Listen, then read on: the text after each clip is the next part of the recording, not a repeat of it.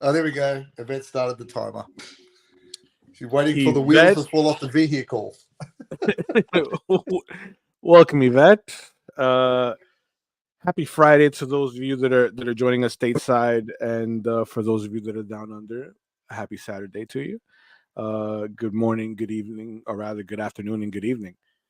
So I'm just gonna kind of run my mouth a little bit just so I can not have any dead silence as I'm getting my brushes out.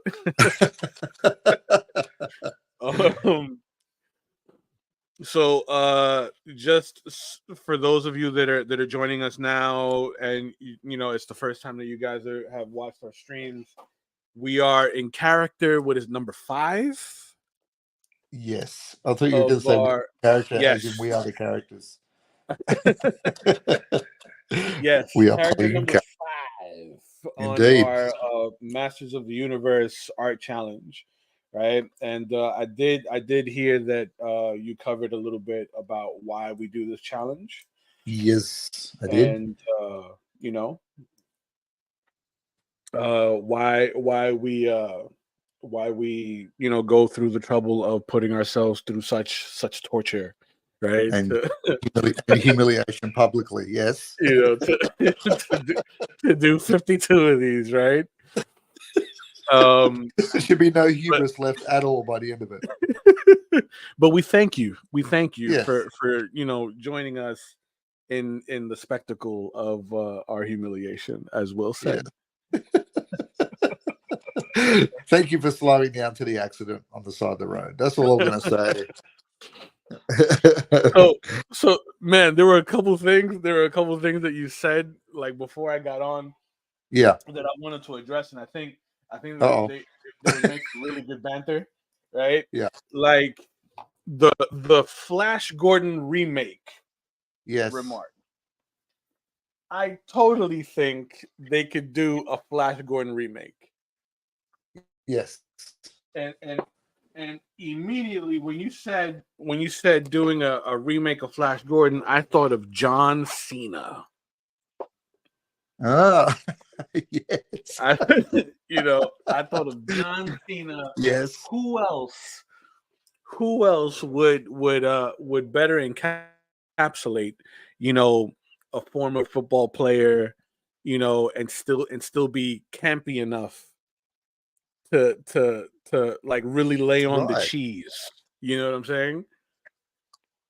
Yeah. And it's what like about, everyone around him, like all the aliens are like Ming the Merciless is playing it straight. You know what I'm saying? But like John Cena's just like cheese.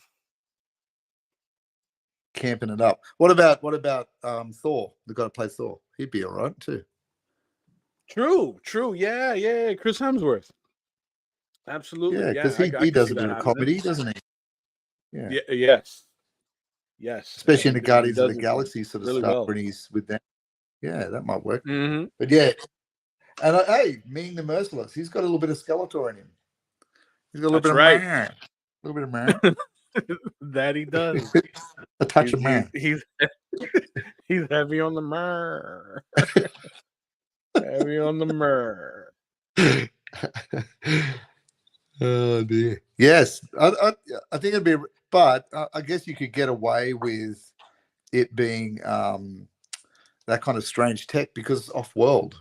Like you could say, no, it's not 1930s our time. It's set in a different realm, so you could do that. Mm-hmm. I guess.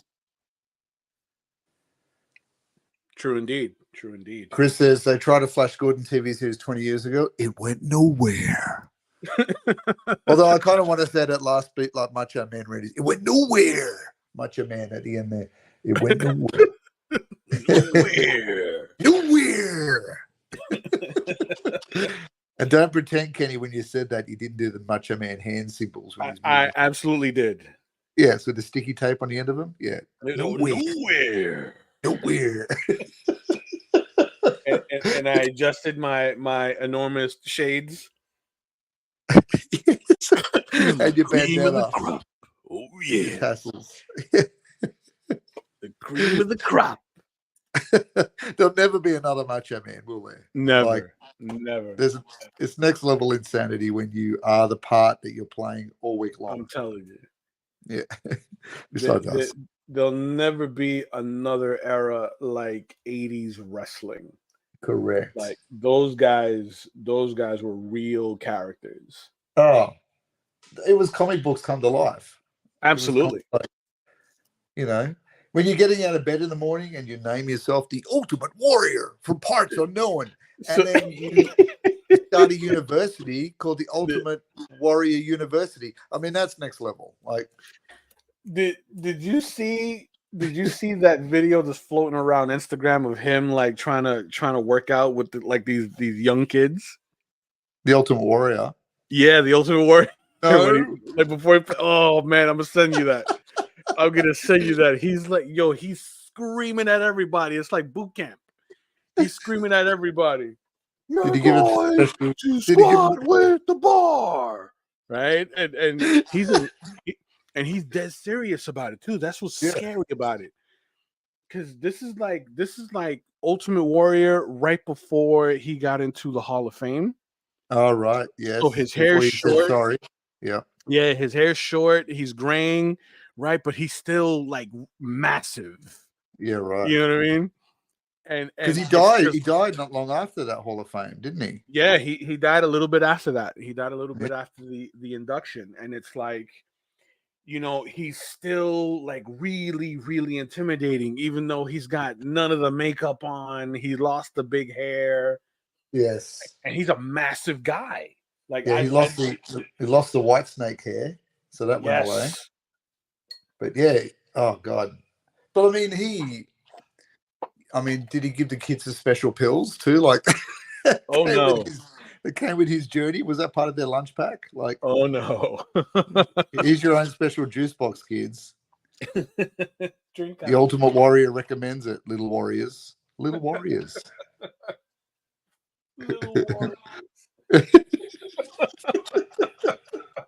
Little warriors. Andrew says Defenders of the Earth cartoon was an attempt to, I didn't mind that as a kid. It's hard to watch now. It hasn't aged so great. It's on it's on YouTube. You can watch all the episodes on YouTube.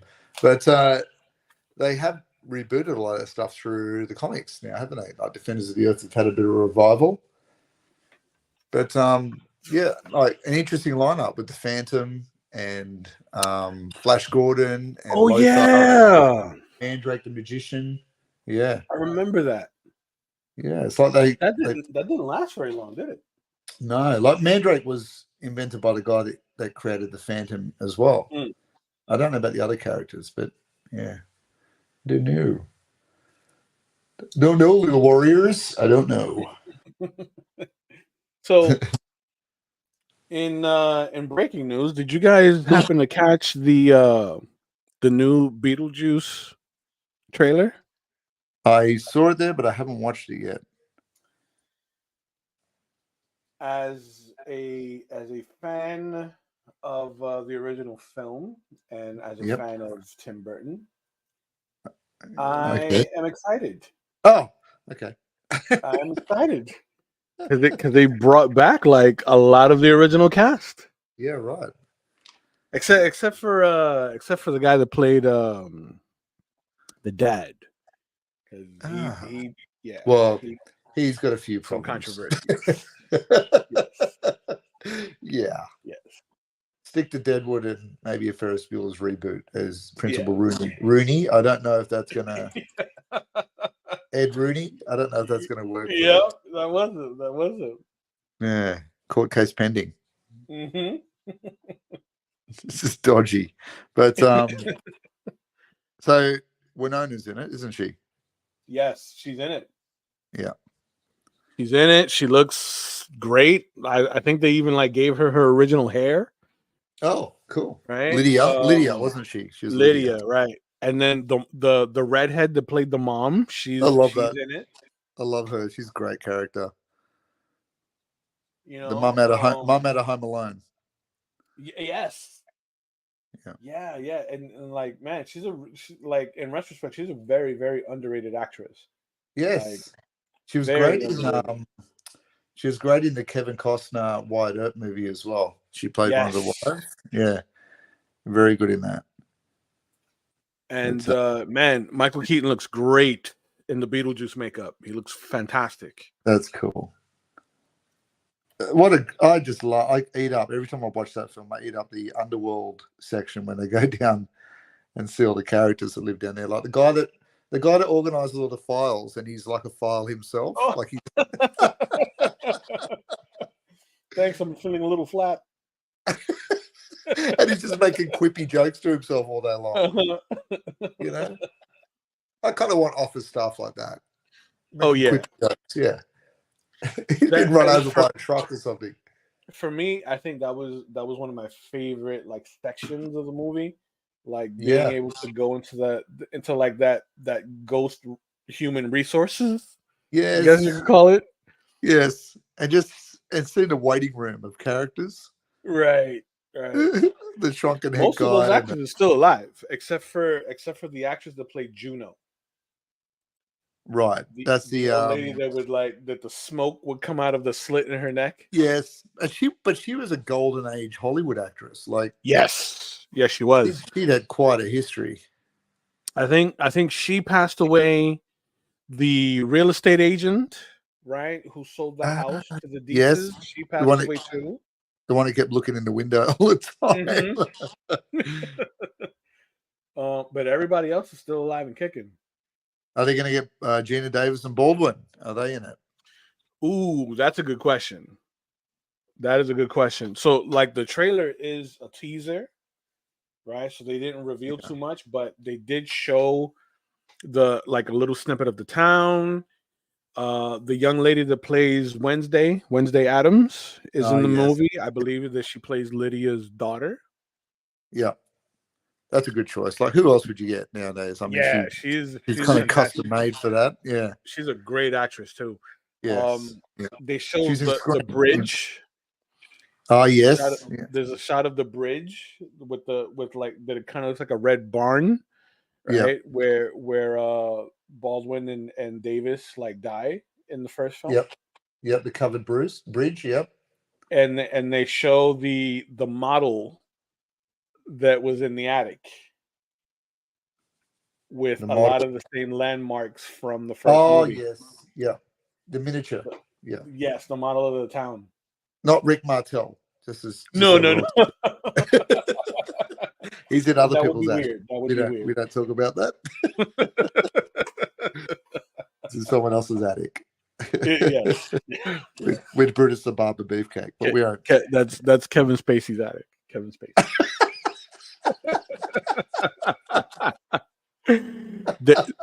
And there it is, Yvette.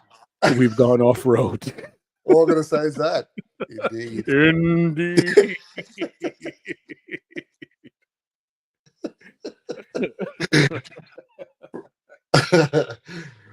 Oh, that's funny. Kevin Spacey's attic. Don't care that you've been acquitted, Kevin. We all know. Everybody knows. So Yvette says, no, that sounds good. Oh, did I have? Did I have the? 12 minutes. 12 minutes. Yvette, are you saying I'm the problem? Am I the problem? Well, I think maybe we're both problems, but it's when you add us together, like gasoline and fire, can both be helpful. They can both be helpful, but together, no. Mama's on fire. So the reboot of Beetlejuice would be awesome. Yeah, so it feels like this this next movie would be like the second in what feels like a trilogy, right? Because it's not Beetlejuice 2, it's Beetlejuice. Yeah, so the third one will be him. The three, like Beetlejuice. Will be unleashed. Will be unleashed. You know, is that like Jurassic Park or Jurassic World, where they're all over the world? Like he just gets unleashed. Like Evil Dead rises. And now it's everywhere. You know? Lots of evil everywhere. and dead everywhere. Lots of Michael Keaton everywhere. Chris Borman says, I'll need to rewatch Beetlejuice. It's been about 35 years. Well, I would say yes. Yes. That Beetlejuice for me is one of those films that I could watch over and over again. Yeah. And I've had this discussion with Melissa, right? Where we talk Because about what some of our like favorite movies would be like, right. and it's got to be like Desert Island movie that it's got to be a film that you could watch over and over again. Right. Right. Yeah. So Beetlejuice is among those films for me. Nice. Right? The original Crow movie. Yeah. Yep. With I thought Brandon you were going Lee, to say that. right, is definitely another one of those. And guilty pleasure film, Grease. Oh, now that's a wild card. I didn't expect that from you at all. And most people never see that one coming. No. Because Okay. like Grease Lightning. Kenny Calderone. I love Grease. Yes. I love Grease. And I think my favorite song out of Grease, my favorite musical number out of Grease is Beauty School Dropout. Oh, there you go. You know what I mean? To see Ricky Lake with the bad wig. You know. When was there a good wig with Ricky Lake? Let's be real. True. This is true. This is true. Right? And like that song is so good. Beauty School Dropout. Ricky Lake. Go back to high school. You know? Yes. And God bless you, Kenny. And Dirty Dancing. Oh yes. Nobody puts Kenny in the corner. That's right. Yes. Melissa told me that.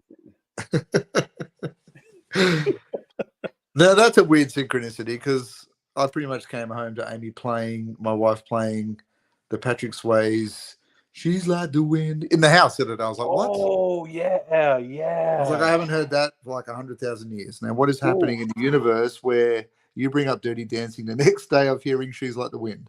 Ooh. Hey, what's happening? You know, R.I.P. Patrick Swayze. That dude was a man. He was a quadruple threat. Yeah. Good riddance, damn it. Making us all look bad. Yeah. Don't be good looking and sing and dance. Now get out of here. You know? You know? You can't be Roadhouse, Point Break, and Dirty Dancing. You can't do that. Pick a lane. That's not fair. Like Van Damme didn't leave his lane. You know? Yes. Pick a lane. You know, like Van Damme didn't suddenly start doing dramas. Right. You didn't see him doing a remake of Seven Brides and Seven Brothers. Like, you know, he just stayed doing kickboxer. Like, exactly. Like Steven Seagal. Yeah. You know, you didn't see Steven Seagal like throw the leg up and point the toe. You know, like it never happened. So Chris Borman says, "How old are you, Kenny? My sister is a Greaseaholic. She's going to be 47." So, I'm 44. I'm not ashamed to say I am 44. Yes. I like my birthday is in December of 1979. So like it's like at the tail end of 79. So because of that, I'm technically an 80s baby. Right? Yes. So I grew up with all of that, dude. Yeah. You are an 80s baby. I am. Yeah. Let's admit it. Let's put it on the table. Let's face it. I'm not going with the odd abs on Skeletor. I've decided. I'm going to go with even abs. The asymmetrical abs. Yes, the I think that's kind of like the equivalent of like how sometimes women have one big boob, like one boob bigger than the other. You know? Yes, but yes. He's got an extra ab. Yes. He's got an extra ab on one side. It could be medical reasons, right? Look, we're not here to judge. And like, I mean, who knows what help he could get? Maybe it's his gallbladder, right? There wasn't a Ratchet in the Masters of the Universe realm. There was no doctor, was there? No, there was not. The sorcerer. It was only the sorceress. Let me heal you with dark magic. I've got a bad ab. Have you got anything else besides dark magic? Have you got anything that I don't have to lose my soul to get fixed? Have you got anything like that?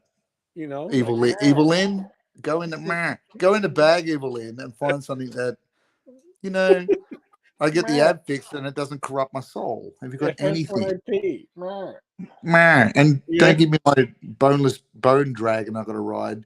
Can I just get a horse? Can I just get a horse? I don't want a bone dragon. I don't want a bone dragon.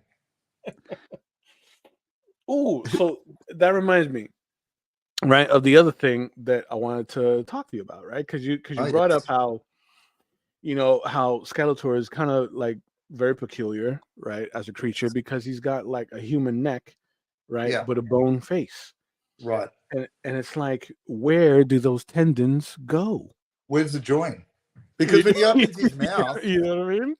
Where's it go? Like, has he got a brain in there? Like, I'm assuming it's a brain. Like, does his bone face get cold in the winter? Well, we know his legs do because he wears the little blankie, like when he has it over his legs. Does he need to moisturize his face? Right. Like, how does that work? Like, yeah. Like when you're washing in the shower, right, and you're soaping up, and you get to the skull, and you go, "What am I doing?" Yeah. Like, do you use a brush? Do you get under it? Like, does it go under and behind the jawbone? Like, true. If you got a utensil to get, I got a bit of hamburger under there. Like, you have to get under there. Like people with beards, like me, like you got to clean the beard.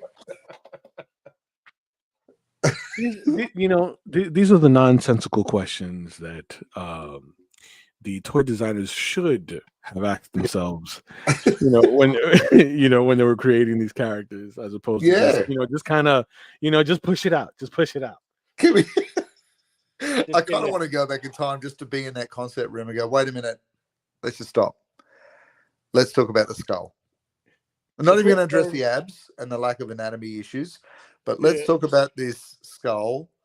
Is anyone else considering how this attaches to the head and why he's got blue skin but a skull face? True. And they said, you know what, just give him a hood. Just give him a hood. Solves it all. Skeletor.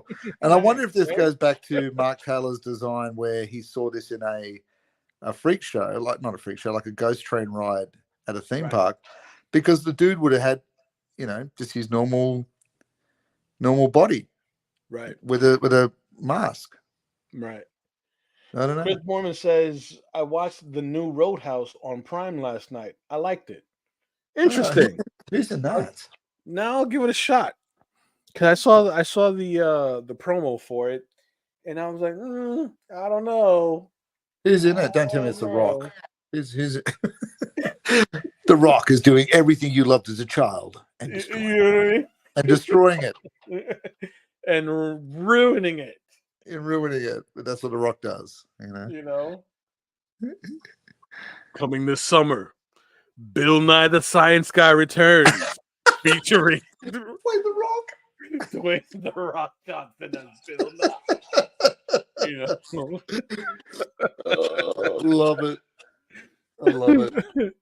So Yvette says, I'm sensing a theme with Kenny, fascinated with anatomy or body bits. Correct. Well, Yvette. We don't talk about that, Yvette. He's wanted in 3 states. We don't talk about that anymore. It's just the things need to make sense to me, Yvette. Yes. I'm kind of OCD that way.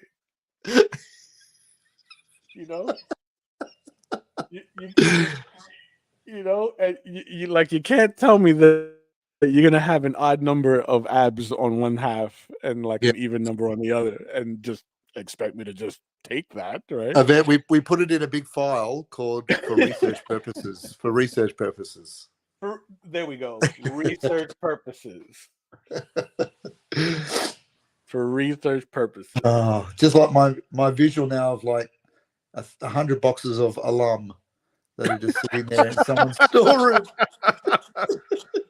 The alum boxes. Yes. I can't get out of my head. Yes. I can't. It's there forever now. Oh man, that's good stuff. See, listen, folks. How else would you end a week? It's with us. That's how you do it. That's how you do it. That's not even about Skeletor anymore. It really isn't. I think it stopped being about the MOTU like 2 characters ago. At Beastman. Right? At Beastman, it stopped being about MOTU. Yeah. You kick back, you crack open a cold one, and just listen to Kenny Coppertone and and Plato.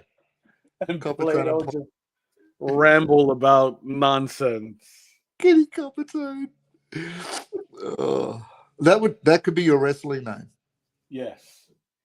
There's a few that like rhyme with my last name, so it's like Kenny Coppertone, Kenny Collarbone, Kenny Al Jerome.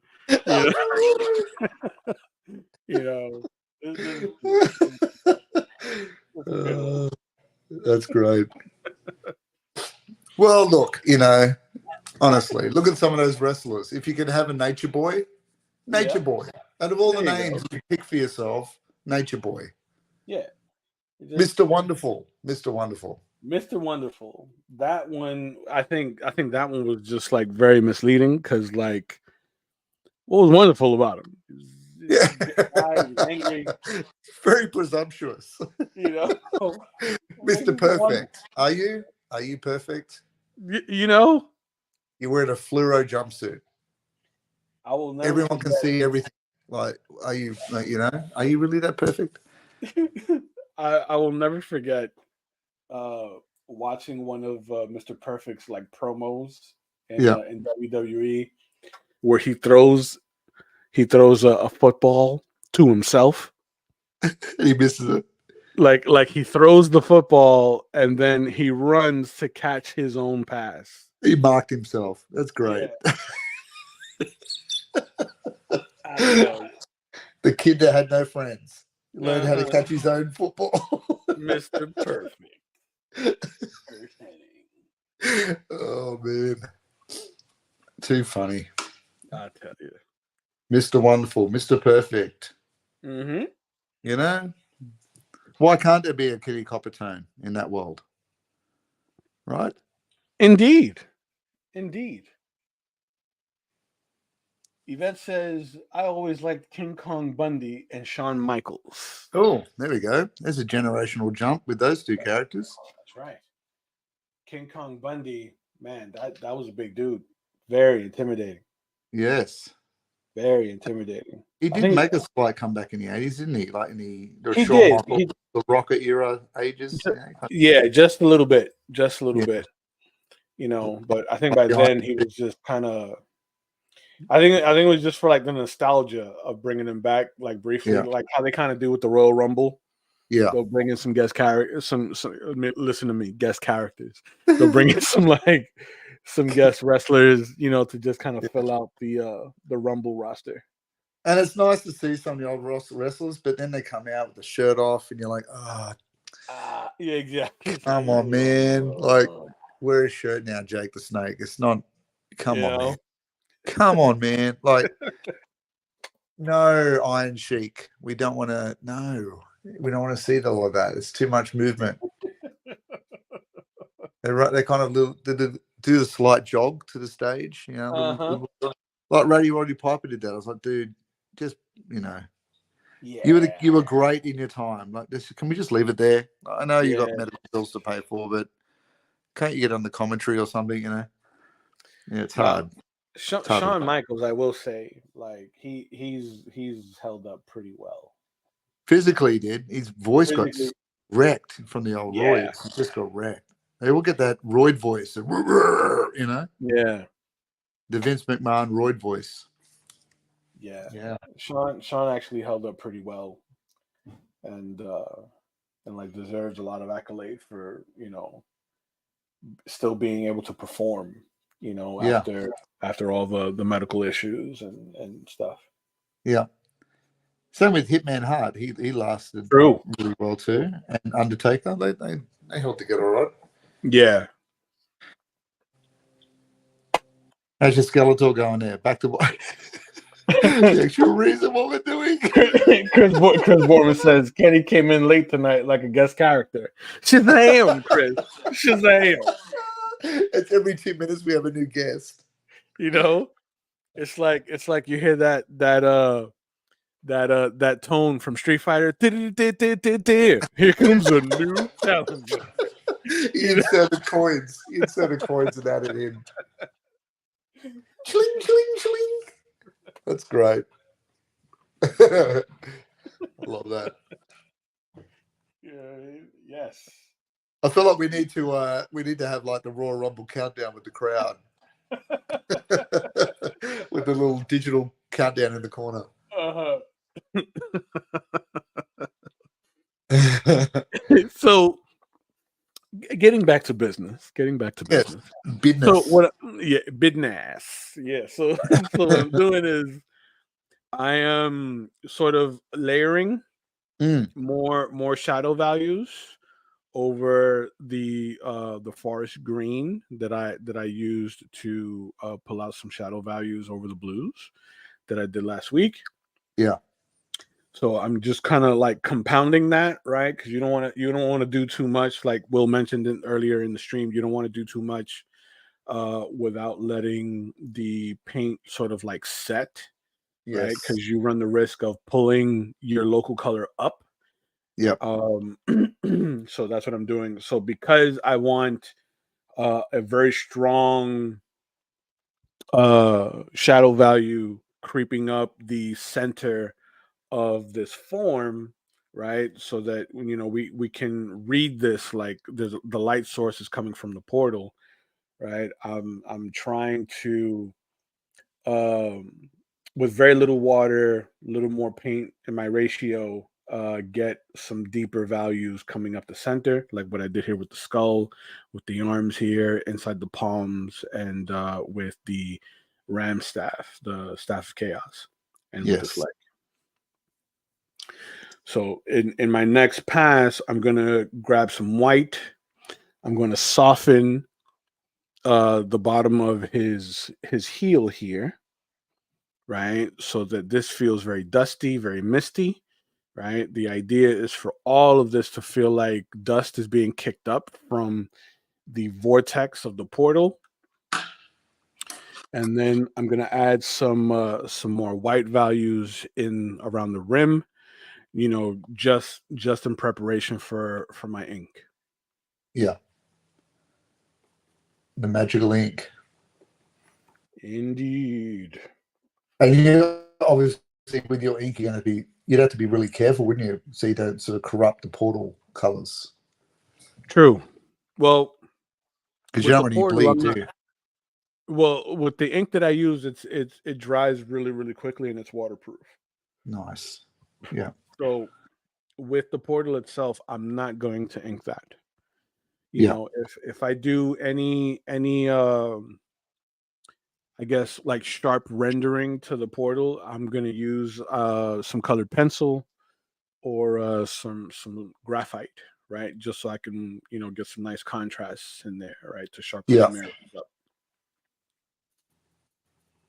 But all of the ink is going to go on Skeletor. A lot of the rendering is going to be on Skeletor. So like the portal and the dust is sort of like a secondary kind of thing to just dress the main subject. Yeah. Are you doing any more layers on that portal, or is that it is what it is? Yeah. I'm gonna do a little more. Just so that I'm gonna like make a mixture of the forest green that I'm using for my shadows here, and a little bit of yellow, just so I can get some like mid tones here, right? With the lime, the yellow that's already there, like local, and just so that I could get a nice like wave pattern in the mist here in the faces. Nice. Very cool. You know, Very cool. I didn't want to come off like I was slacking and just talking crap after getting here late. You know what I mean? They're all methods to my madness. Indeed. Indeed. Dude. That needs more water. Other than that, Will, how was your week? It's been crazy busy, as you know. I've sort of been sending you little updates as I've been going. So Yep. It's been really good, really productive. But we're nearing the Easter weekend coming up soon. So just trying to get some things finished and completed before then. Right. And wrapped up. And so yeah, so it's been one of those weeks. I'm afraid. I'm afraid. I mean, it was a good week. We had some good stuff happen, and more of that, and less of everything else. That's what I say. Sweet. How about you? Bit of the same. Like I don't know if they give you do they give you 2 weeks? Yeah, over there. 2 weeks term break. Yeah. Well, are you doing white highlights on the skull? No, I'm doing the lime, the next level lime. Remember we talked about early on. I was sort of saying the next steps for my skull once I worked down here a little bit was I'd flip up to the skull and I put in some of those light lemony greens. Then I'll let that settle, and then I'll do my final pass. So I've got the teeth to do, and then I'll do a final pass over the skull where I do those a little bit of touching of the titanium white, just to give it that extra kick. Looks good. So that's the last step of that. So I think I've got a little bit of shadow work to do still. Thicken that up. I'll do his teeth, obviously, and maybe a bit more around the eyes. But I kind of have to do it in sections, because if I start introducing the different colors while the other color's wet, it can add a bit messiness to it. So sure. Yeah. Slowly we build. Slowly we build. Indeed. I'm just working on that blue skin at the moment. Really. That does look good. The blue skin. Sort of building up those highlights and those midtones, pushing it around the corner. Yeah, trying to move around some of those dimensions of flesh. It's the name of your first album, wasn't it, Kenny? I know we said we wouldn't mention the boy band days, but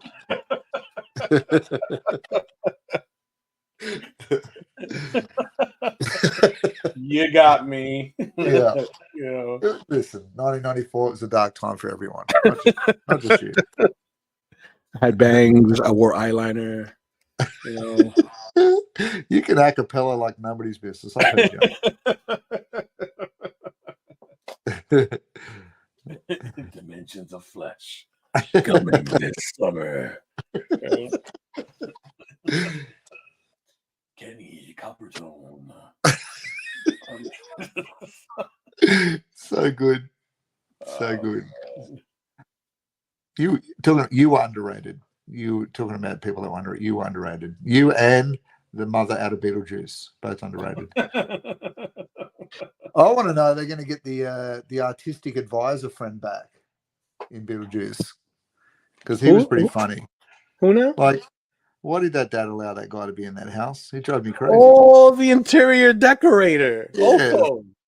Otho. That's Otho or Otho? Yeah. What, did he name himself that? I wonder. He should have made up. Yeah. Wonder if he'll make a comeback. Is he even still alive? That's the big question. I think so. Because he's a big dude. I think so. There's a whole lot of Otho. Let's ask Uncle Google. Uncle Google. Otho from Beetlejuice. The actor's name is William Glenn Shaddix or Shaddix. Double first name. That's interesting. Yeah. Double first name, folks. And I think he passed. Let's see here.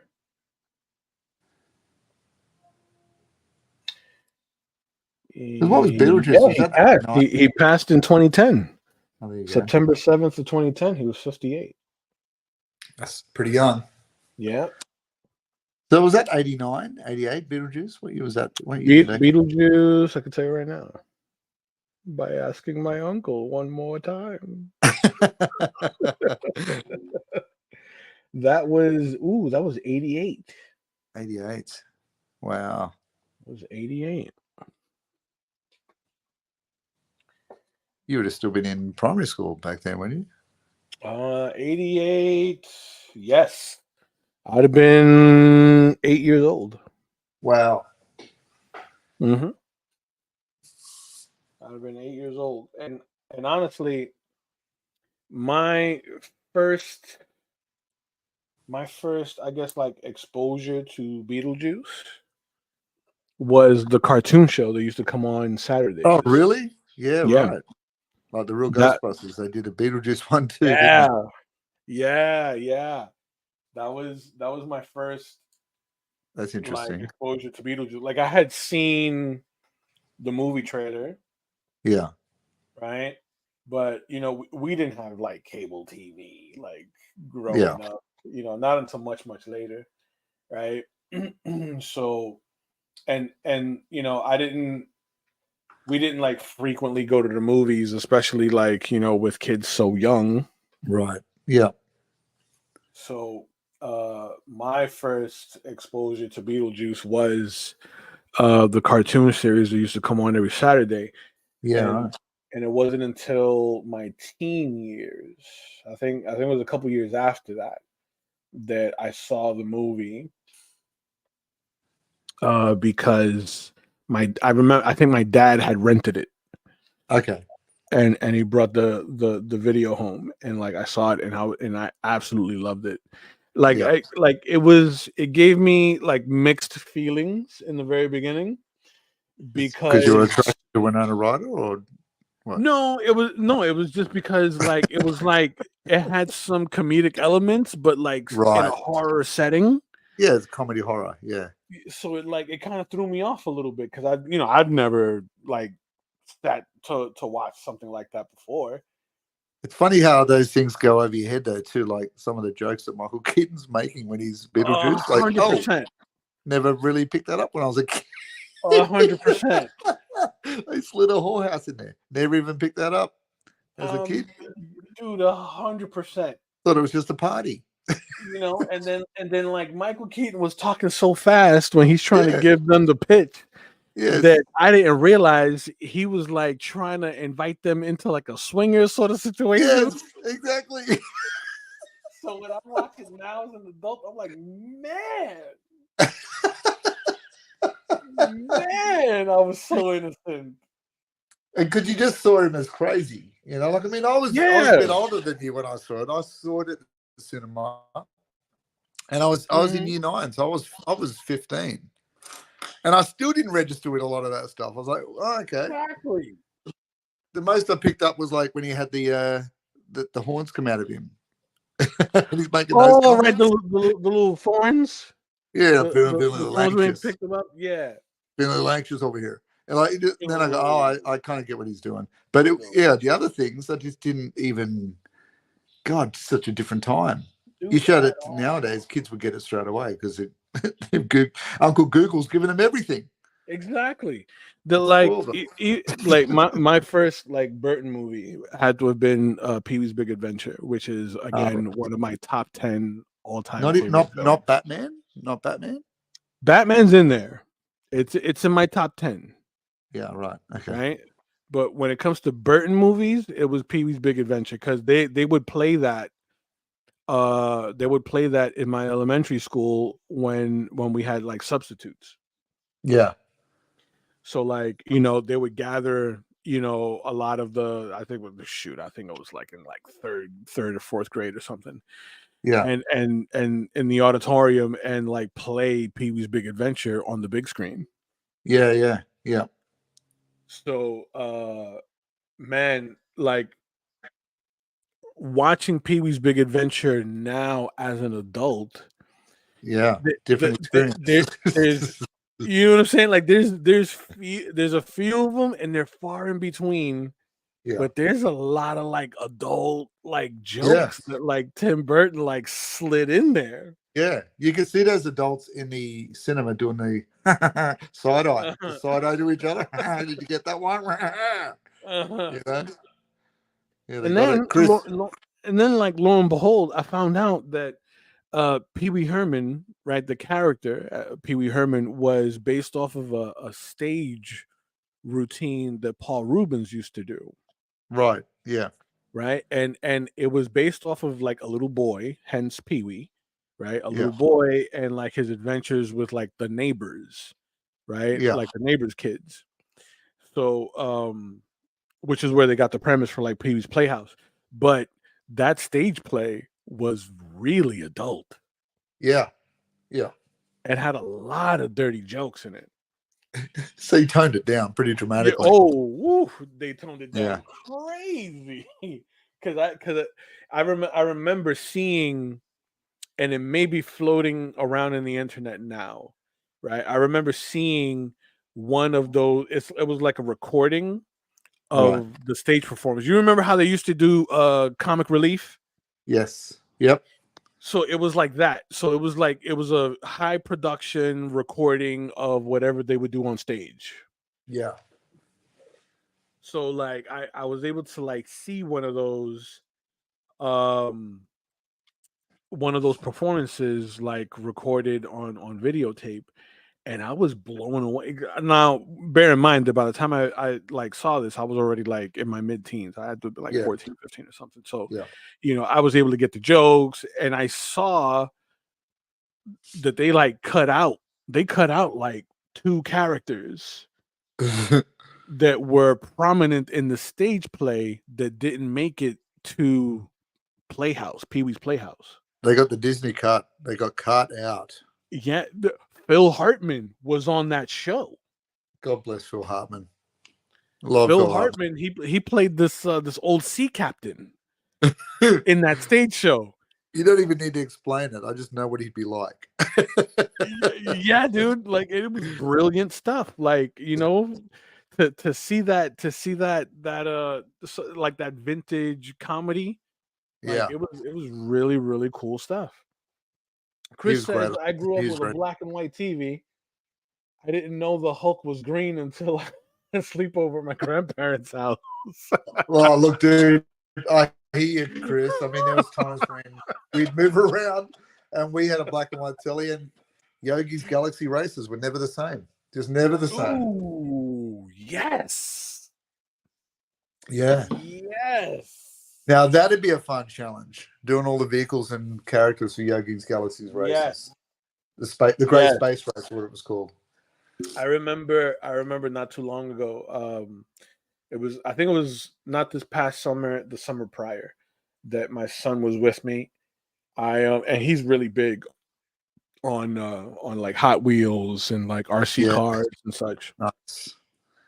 So I was telling him about Wacky Races, Yes. right? And kind of giving him the premise of like, what Wacky Race, well, look at me getting all tongue tied. Wacky Races were all about. And he looked at me like, what are you talking about, Dad? Right? So I showed him like an episode, right, on how Yeah. like the different cars were themed after the characters that drove them, Yeah. right? And he looked at me like, why does it look so old? And I'm like, look, Dominic, like focus, man. Like I'm trying to focus. Not everything's gonna be like Pixar level, okay? Because kid, they were all hand drawn. Everything was hand drawn. I think he dug it because even now he's still he's at that age where he is creating a lot of his own stuff, Yeah. right? But it's like based off of like an IP that's already existing. Like he created his own region of Pokemon. Nice. And he's like created Pokemon that originate from that region and their evolutions. You know what I mean? Yeah. And Yeah. he's got like a whole binder full of them. Nice. You know what I mean? So like when he showed me Yeah. that, in one of our recent conversations, I felt like really proud. Like, oh, my son's kind of a nerd. I knew that gene would come out sooner or later. Like, oh, you Yeah, can't help but get that sense of pride. Like, oh, yeah. you know, You got a bit of dad's goofy goober in you. there you Excellent. go. There you go. But now it kind of puts a little bit of fear in me as to like what could potentially happen when he hits like 16, because I remember Yes, how I was at 16. yes, yes. It's a bit more accepted now than when we were kids, though. Like, A little bit. it was a dark secret if you had comic books, like back in the 80s and 90s. Oh yeah, yeah. Now As a it's matter now of fact, it's there's a really really good documentary. There's a really good documentary that I saw. I believe it was on Hulu. It was either Hulu or Netflix, where they right, talk about the evolution of comic books, right? right. Okay. And like what their original intended purpose was for, and like they interview, dude, it was like rare interviews with Jack Kirby. Oh, more Yeah, of yeah, that. yeah, yeah, More yeah, of that. yeah. They, The they king. some conversations that they had with Athena Finger, Bill Finger's daughter. Yes. Okay. Um, That would be yeah, interesting. great stuff. It was a great doc, great doc, Yeah. and like it kind of put comics in perspective for me, right? Because Yeah. growing up in the 80s, comics was like, oh, that's like little kid stuff, but Yeah. comics were originally intended for adults. Right. Yeah. You know what I mean? Like there was nothing that was supposed to be like, I guess, kid friendly about it. But like the Yeah. content was intended for adults, especially during the time, right? Because you know, uh, it was really meant as like a form of escapism for adults. And yeah, GIs in the war Yes. and the Great Depression. Like, so it was a lot of that going on. It's it was always interesting to me that growing up reading them, that they didn't like, yeah, you had the Disney ones, you had like DuckTales and Mickey Mouse and stuff like that, but they didn't really differentiate between kids reading comics and adults. It's like Right. we were talking about with Beetlejuice. Some adults got the content and kids got Mm-hmm. the other parts of the content. They didn't dumb it down. It was just all there. There wasn't a an Art and Franco wing from DC doing their own sort of Mm-hmm. comic, or it's just Batman. It is what it was, and you differentiated between that. So I found that interesting. That nowadays it's a bit, they're afraid to almost take some of those leaps in some ways. Mm-hmm. Yeah, so I love hearing those old docos, because it was at a time when all of that was just general, it's just general Yep. public perception. And I guess that's what led to the Comics Code a bit too. But yeah, interesting. Yeah, Interesting. and they cover everything, like everything from classic like westerns, Yeah. horror comics, The you know EC, the EC comics. Yeah. the DC stuff, Yeah. um the romance comics, like Yes. they I think they even interviewed, who was it that they interviewed? It was a guy. Was it Kirby? I think it was Kirby. That Kirby started off like illustrating romance comics. He did. Yeah. Yeah. It was Yeah. Kirby. Like before they gave him lane to create the New Gods and all of Well, these he was he was guardians. he was doing Marvel before Stan Lee started there. Yeah. Like, he was there with doing Captain America Yep. back in the day. So um, with Joe Simon. So he was, Stan was considered the go get my lunch boy, like back Mm-hmm. then, Yeah. before he became the invented Stan Lee. So True. interesting. But Great. yeah, I love all that history stuff. It's so Really, cool. really good dog. There's a great series of interviews with some of those old boys and girls before they passed on a planet on YouTube. And you can sit there and just listen to them being interviewed. So you can listen to You know, Al Plastino and Joe Simon and the Bashima boys, and yeah, I'll send you the link to it. It's really cool, and they were like filmed in the '90s, so it was Yeah. a lot of it was at the end of their time on the planet, but yeah, it's just interesting to hear their take on history and what they were doing. Yeah, what was happening at the time. Yeah, very cool stuff. Yeah, I love watching those little documentaries, you know, that give you a lot of insight, especially like, you know, with the kind of material that we do, you Yeah, know, it gives you a sense of what's the word I'm looking for?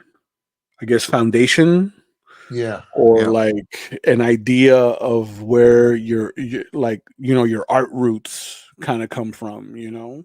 Right.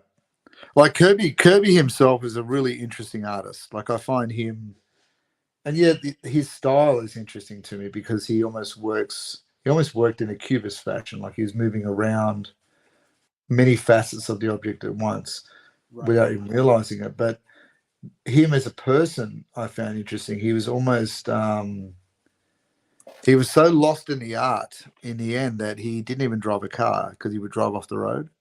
Mm, Uh, so his wife would drive him everywhere, you know. So he was constantly in that creative field, and he was the guy that he'd be cranking out like so many pages a day, like incredible output.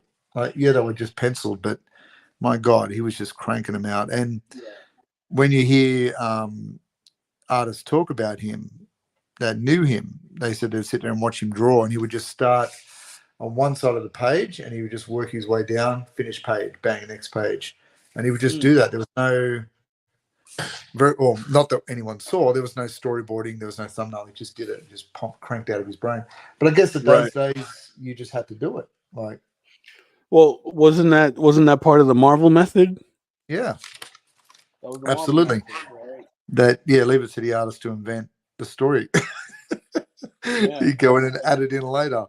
yeah. But Lee came in afterwards and just kind of put the dialogue in. put the dialogue in, you know, which is interesting. I see a lot of backlash towards Stan Lee nowadays, but you know, it's interesting to watch that. But Yeah, yeah, I don't tend to crap on any of those old guys. They invented a childhood for me in a lot of ways, so you have to respect that. But of course. yeah, and Jack Kirby, I didn't jive with when I was a younger artist. I was like, no, he's out of proportion. It wasn't until Yeah. later I really started to appreciate what he'd done. Mhm. You know what he does. But Now, yeah, I will be honest and say that yeah, I wasn't keen on Kirby's work, yeah, but I do appreciate the influences that his work left behind that carried over yeah, to the way we read comics today, right? yeah, And when I say read, I mean like how we sort of consume the visual art. yes, yeah, You know, I definitely appreciate his contribution to that. yeah, Right? indeed, And like guys like George Perez, I'm a fan of. I love George. yes, yeah, That for me, there'll never be another guy who can compose, right, you know, such a detailed uh uh sequential page like George. and all correct, like Exactly. all like anatomically, Anatomically structurally, correct, top to the bottom, all correct. within perspective, Yes, you yeah, know, highly detailed. yeah, Like you can tell he really cared about what he was doing. yeah, absolutely. And look, you know, like, and it was of that time too. Like, to me, there'll never be another cyborg rendition that is done by anyone but George Perez. Like, Same, yeah.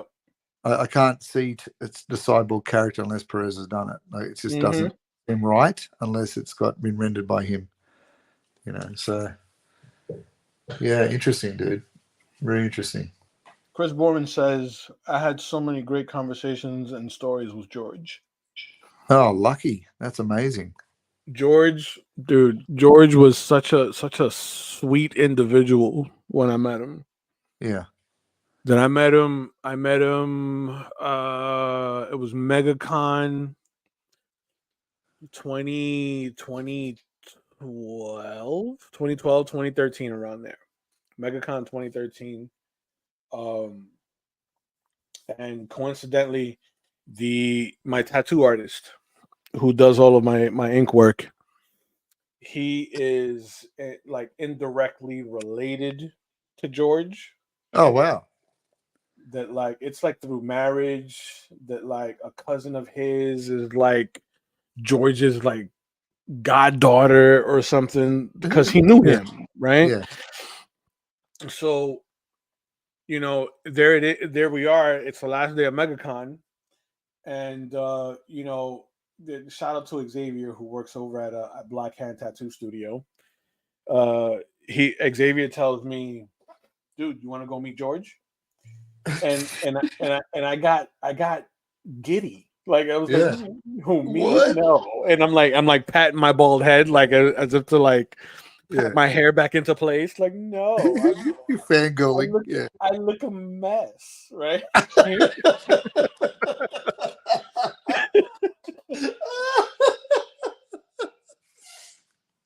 I'm not presentable, right?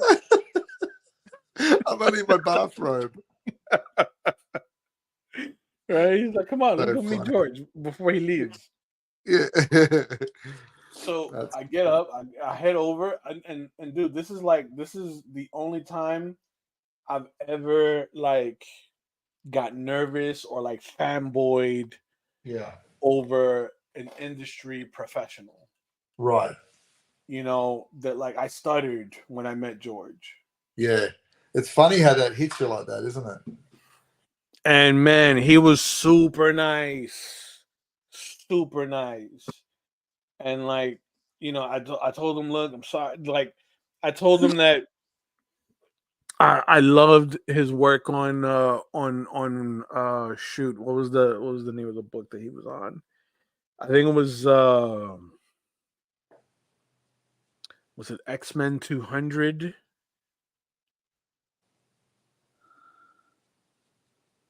It was either X-Men 200 or Avengers 200, but it was one of those books where it was one of those collage covers that he did. And I got the issue of the book wrong. And he Oh, corrected okay. me, and I felt so crunchy, right? But he's like, "I'm sorry, I'm nervous." I said, "No, That's it's so okay." funny. It's super nice.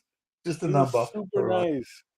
That's You great. know that like I felt like if I would have spoken to Neil Adams or Oh, approached Neil Adams in the same way, oh, Neil Adams would have eaten me alive. yes. That like it's most likely because like I was like meeting Neil, much later. That Yes. I met Neil. I think it was Raleigh SuperCon, Right. right, in Raleigh, North Carolina, and Neil was there, which is rare because he's hardly ever there like before the show opens. He Yeah. usually has like a lot of his employees kind of like setting up the booth and laying out his prints. Basically like our show. Is that what you're Yeah. saying? so so I did a I got it. setup and you just swan in. Yeah, I Yes, just started I'm here, like my people. din, din, din, din, din, right? And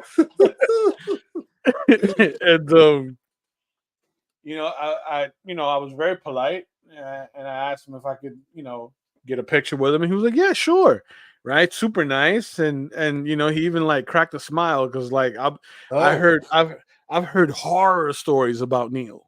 yes, I have too. Yeah, he was nice to me when I met him as well. Like Yeah, yeah, I can only ever judge on how they are with you with me. Like right. it's you know, but I was the same. I was couldn't think. I should have pre-thought the words, but I didn't pre-think the words. I had the same Yeah, problem. Um, yeah, it's funny how you embarrass yourself that way, and they must get it. I mean, of they course. must have been around long enough to have the same issue when they were younger with creators. Hmm. It's funny, isn't it? And Yeah, I know people have got a lot of horror stories about Neil, and yeah, I didn't have that experience, which is nice.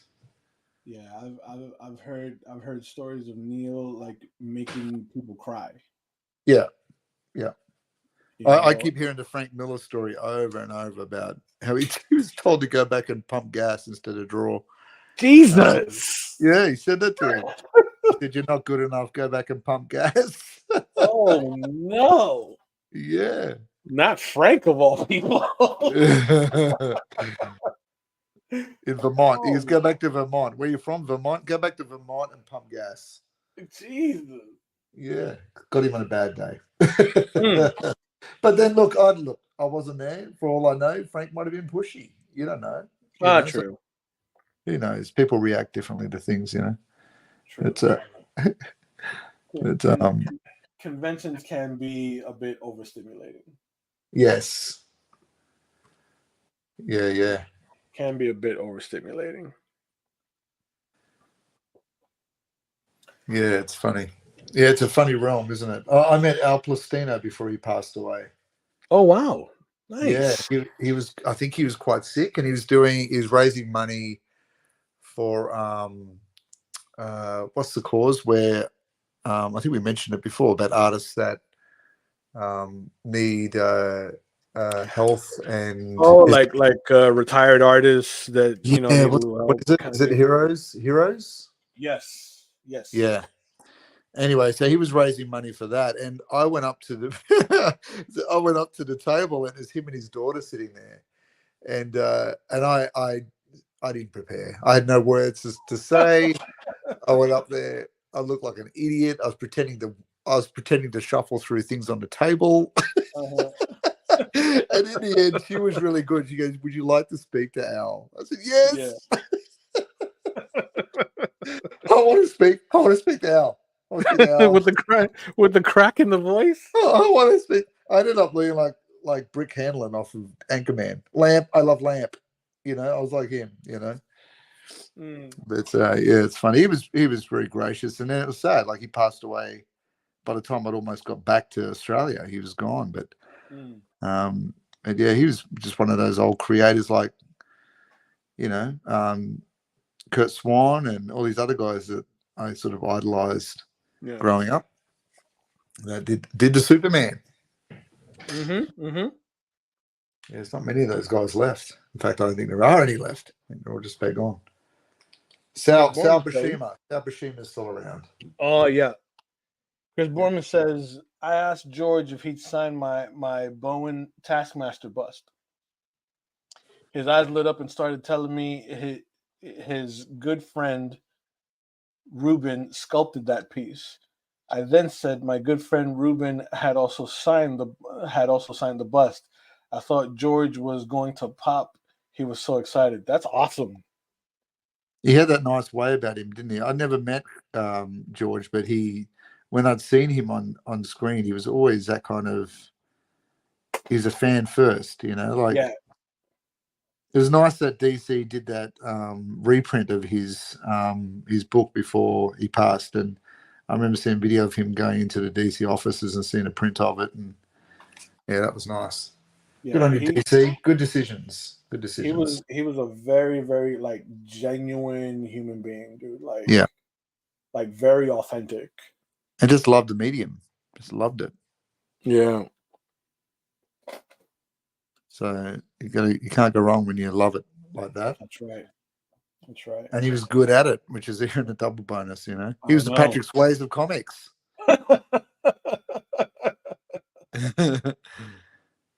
True indeed. That man was Roadhouse with a pencil in his hand.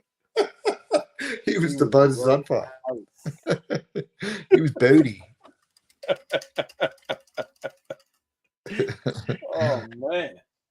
The Bodhisattva. I'm telling you. You got that kamikaze look in your eyes, Johnny. Bodhi can see it a mile off.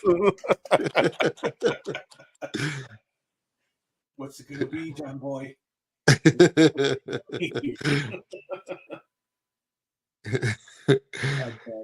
That's a movie. I love Point Break. I love it, the original Point Break. But there's points in that movie I go, you knew they knew. Why did you go night surfing? Like you knew things could have gone bad there. Like Johnny Utah, quarterback, linebacker Johnny Utah. Like you knew things could have gone bad. 100%. 100%. And do you have those moments when you watch a movie and you go, just tell her the whole story? Can you tell her the whole story? You're right there. Don't hold on to it. You have an opportunity. You know? But, you know, Johnny Utah. 80s movies going 80s movies. They gonna do what they gonna do. You know? Patrick Swayze. What a great concept, though. The ex-presidents as bank robbers. It was great. That it was. I gotta hand it to him. And you know, that's it's such a good, like, self-contained, like, action movie. Right. Yeah. Exactly. All right, so you're doing a bit of armor work there? You're working a little bit. I got my detail brush. I'm just kind of getting into some of these little nooks and crannies to just again, like, push more shadow towards the center, right? Yeah. So it drops underneath his chin. Yes. But not too much to where, like, I lose where I guess the crest of the hood. Right. Like right in there. Yeah, it's a tricky point, isn't it? Where the hood tucks under the armor. Yeah. Yeah. Yeah, interesting. So interesting. Just enough there to where I don't start picking up some of that violet. So they dropped the new trailer for The Acolyte during the week. Have you seen that yet? Ooh, I have not. Yes. For the new Star Wars that's starting in June. The Acolyte. And it's got the actress from The Matrix in it, Carrie-Anne Moss. I like it. Yes. I like it already. You had a bit of a Robocop. I like it.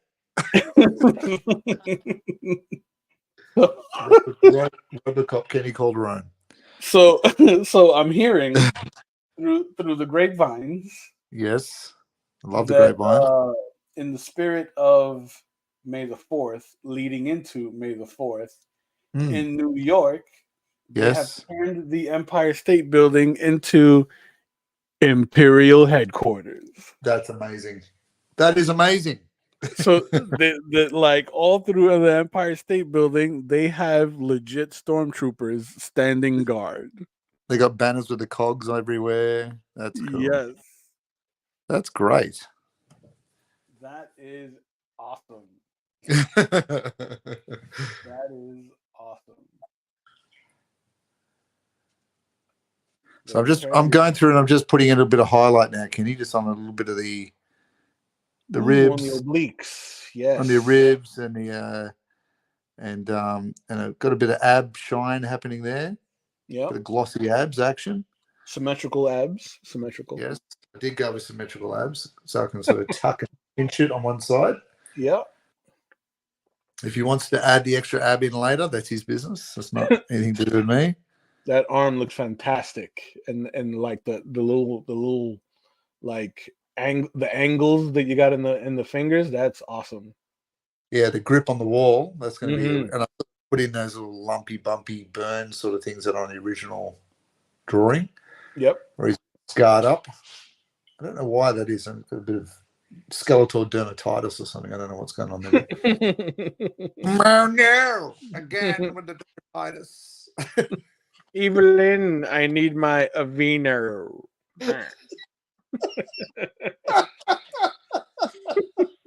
Oh my alarm! Either way, get one of the boxes.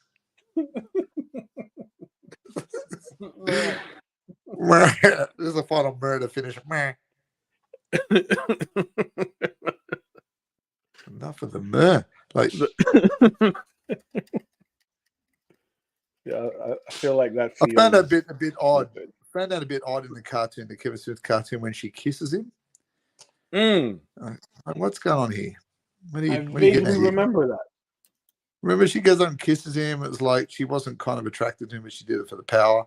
I'm thinking, the dude's got no lips.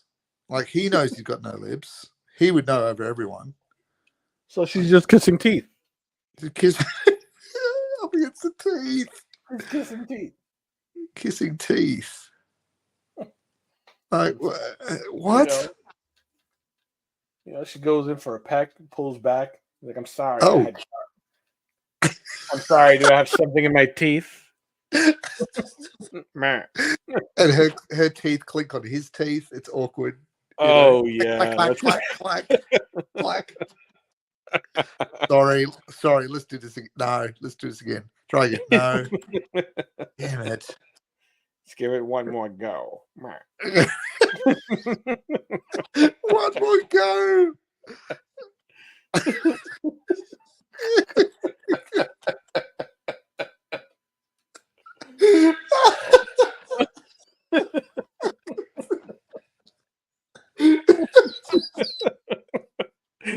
I think I broke Will, ladies and gentlemen.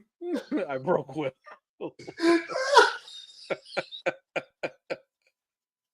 Oh my god. It's the quiet off-screen moments that always get me. The awkward relationship moments. Chris Foreman says clicking teeth like zombies.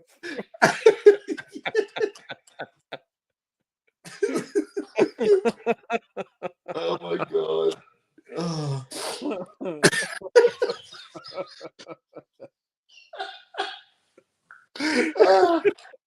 Let's give it one more go. She's like, oh god, all right. Nope. Again, nope. Oh god, it's so funny. It's so funny. I can't get out of my head.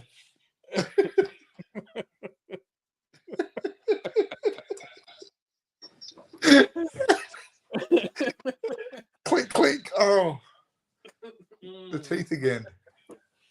And like, even if like without the clinking, like if the lips are connected with the bone, like what does his mouth do? It just stands there. Like you can't do anything. Let me move my teeth. What? Does he have a tongue under there? Like, that's what I was thinking. Is there a tongue? There'd have to be something, because is his mouth cold? Does he eat? Would be my concern. Like, he'd have to eat. He's got a body to sustain. A throat, apparently, right? He's got a throat, and he's got quite a chungus body mass, so that's got to be fed. So is there a tongue? Is eating and drinking without lips is a problem? That is a problem. He needs straws all the time. I used to, as a kid, watch my granddad eat without teeth, and that was a problem. I was like, you're not containing a lot. There's a lot of shrapnel falling away onto the table when I'm watching it as a kid. You know, it doesn't matter that Nana boiled the fish so you can eat it properly. It's falling all over the table. Oh no! No. Evelyn boiled the fish. As Man watched, almost concerned. My brother, he boiled. Salmon again. Again with the tuna. Pass the peas, like you. Snake Mountain just stinks. It just stinks of boiled fish. It just stinks. Oh man. You know what? Now that I'm looking at it, I think I might on the outer rim here of the portal, like kind of do a little bit of black. Ooh, okay. Well, that'll work because that'll push that green forward. Yeah. Just, you know, that'd be good. I reckon that'd be good. I reckon that would work well with his figure as well. Yeah. What did Chris say? In the, In the shitty 80s movie, he looked like a...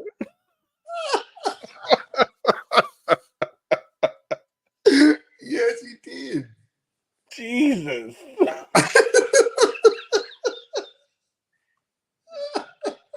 Not the psoriasis. Jesus. Oh, God. Tell us what you really think, Chris. Don't hold back. But true. My dad took me to see that one in the 80s. Yeah. And I was like, what is this? I can't. This changes my hope for anything with this stuff. I'm telling you. It was terrible. I can't even, like, I tried watching it with a better attitude. No, I can't do it. As soon as they come to Earth, I'm out. I'm like, what is this? Yeah. Like there's a diner. This is just playing it down.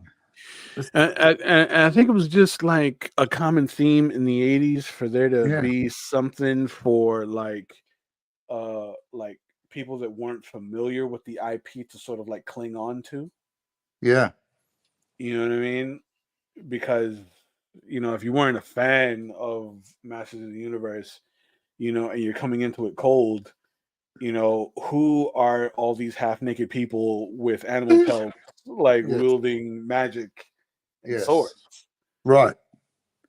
You know what I mean? But to be fair too, I mean, wouldn't that be like Dune? True. Like, True. Dune, Star Wars. It's got its own lore, and you think, they didn't try to dumb that down. They just kind of leaned into it, didn't they? Right. But and I had no idea about Dune. I didn't read the books. I didn't know anything about anything with Dune. I just watched the show, the original one. Right. And it was odd and weird, and it took me a couple of watches, but I got it. But yeah, I don't know. I mean, and to be fair, like Star Wars wasn't like a box office hit like out the gate. Right. So like it didn't land with too many people in the 80s. No.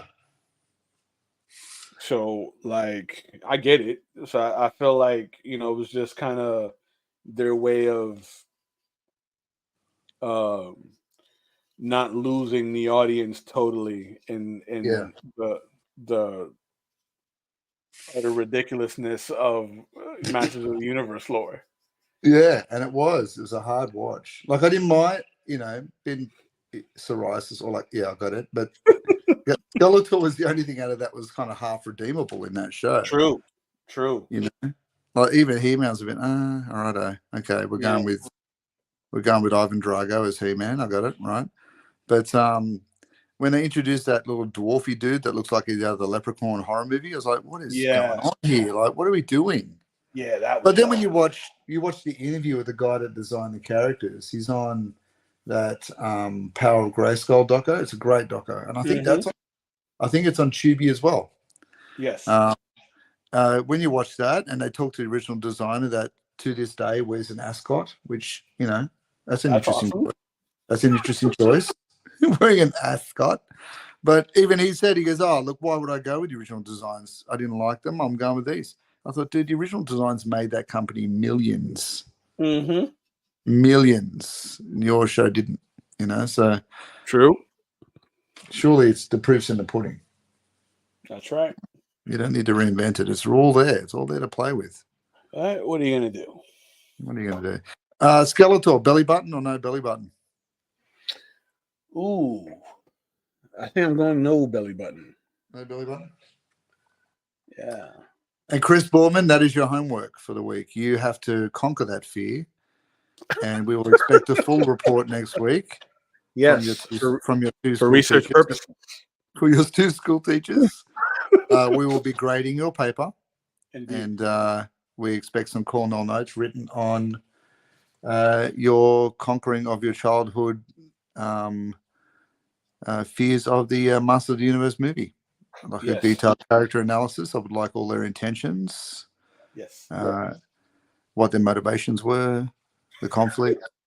perhaps a bit of a classic Hollywood narrative There description, you and the archetypes of the characters mix in all together. Chris, under 2,000 words. go. Single space. Yeah, don't do what I did at uni, where you make the font massive. It doesn't work. Doesn't work. It doesn't. Doesn't work.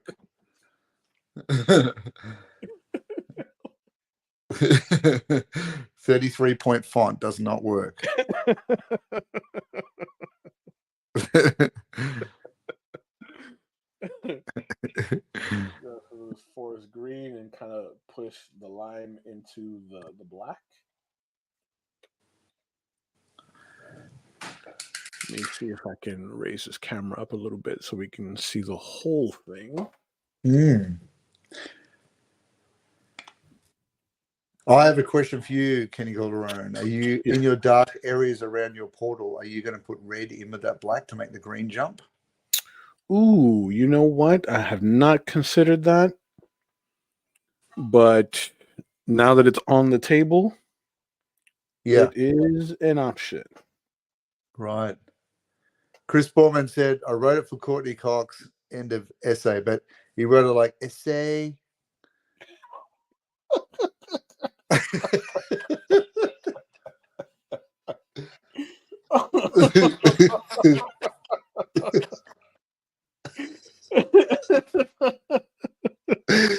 I will accept that homework response, Chris Borman, even though I'm not sure whether you're going gangster on me or whether you're saying end of essay.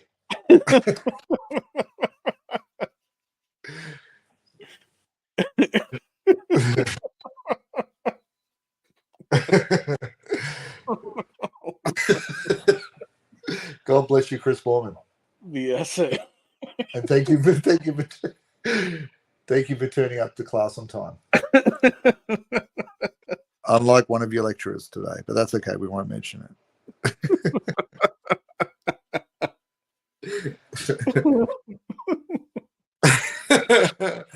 Actually, you know what? Now that I'm looking at it, Will, Yeah. I think what I might do is just kind of push the blend of the forest green with the black like out Right. Yeah. more, right? Because it just kind of it kind of like frames Skeletor a bit better. Yeah. Yep. See what we can do here, so you guys can see how that's turning out. That was good, man. It's really registering as a bright background, which I think my table lamp is too bright. Okay, so now you can see it a bit better. Yeah. That like smoky sort of transition. Yeah, that is better. It doesn't look so bleached out. Yeah. But it is registering that portal as a good light source, which is cool too. Because now, before I go into inks, I'm going to soften these edges up with a little bit of white. Yes. Right? So that we get that nice, like soft, like push of light coming from the background. Right. And then we go to inks. You're nearly done. Yeah, I feel like the Skeletor like was kind of quick in comparison to like Man at Arms and Merman. Well, I'm noodling as I'm going, but it is quicker noodling. Then then there's that, right? We're not noodling so much. There you go. You got a good compliment from Chris. Thanks, Chris. Yeah, it does. There's a real glow to it. Thanks, Chris. That's a result of my noodling, right? I kind of feel like I want that black to go right to the edge. Like I kind of want the only light source to be that portal. You know what? I think that is exactly what I will do. So we're gonna peel off this tape. The magic tape, yep. So that we can roll it, tape it to the back, and get that black right up to the edges. Yeah. That is a good call.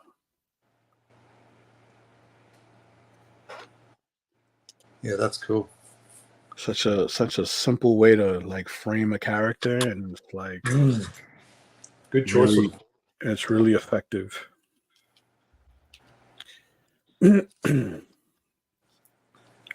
with that, I think I can go a little stronger with my greens. If I'm going to mix some blacks into that and go right to the edge. Dude, by the time we get to like Castle Grayskull, we're gonna be doing like full landscapes. I'll be 65, but yes.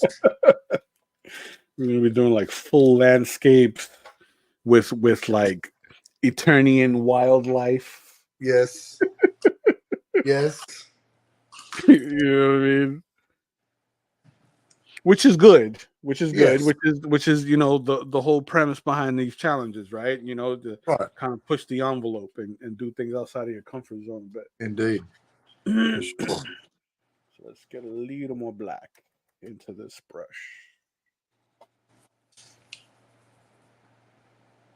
Just working on his legs. I kind of feel like you hit the with my figures, you get the skin out of the way, it kind of moves reasonably quick then. You sort of pick up speed again. Yeah. It's just trying to get that flesh tones right, because if you don't get it right, it's like bad special effects in a film. Like they're noticeable. Yeah. You got to get it right. You guts to. Essay. You got to essay.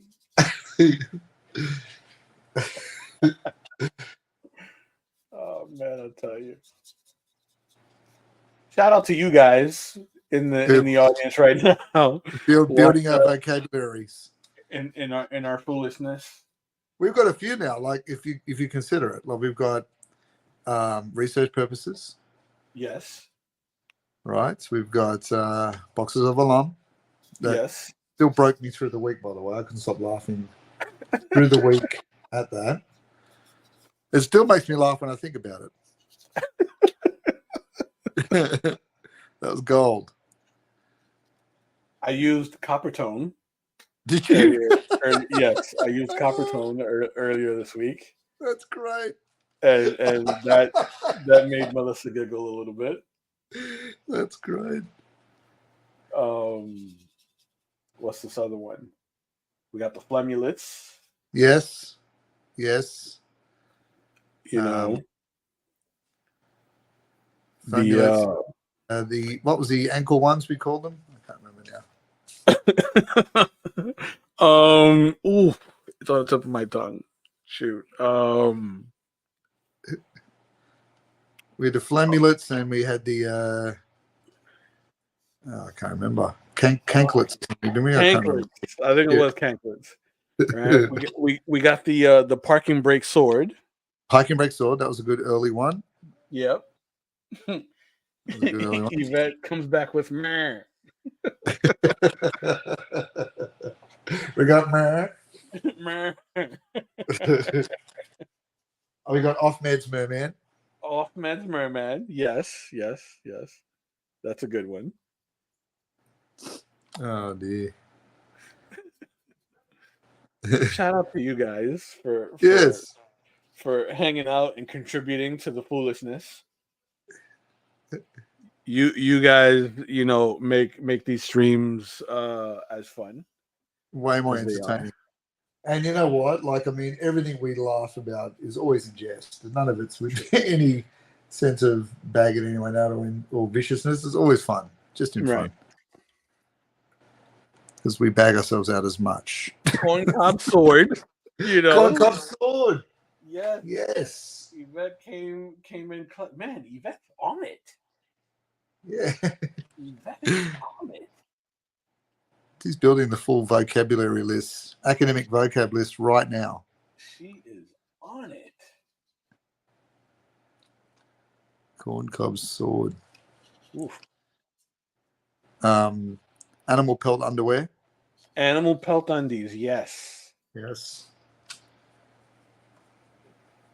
Imagine where we'll be by the end of the 52. Oh. Yes, it is the multiple uses of unknown fur, Yvette. I agree. Some poor creature's been extinct because of their underwear choices. Indeed. And worse with Man at Arms because he had his undie fur backing up as his underarm fur, like under his armor. True.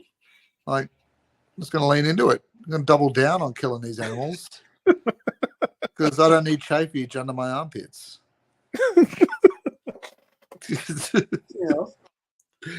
It gets cold as he swings his mace. Right. No one wants the itchy burnies happening in the middle of a battle. No. Because, if he gets that, then you just got to, like, wear baby powder before he puts on his armor. Little talcum powder, right? To keep him dry and comfortable. It explodes out in a powder. When he puts his arm, or when he bends in the first swing of the mace, and it's like this big burst of baby powder everywhere. The puff, the little talcum powder cloud. Yes, Chris Borman, you didn't mention the moustache. Oh, Chris is slipping. Chris. That was Chris's. I know. Yeah, the Magnum PI moustache. The Magnum PI stash. Yes. Yeah. There we go.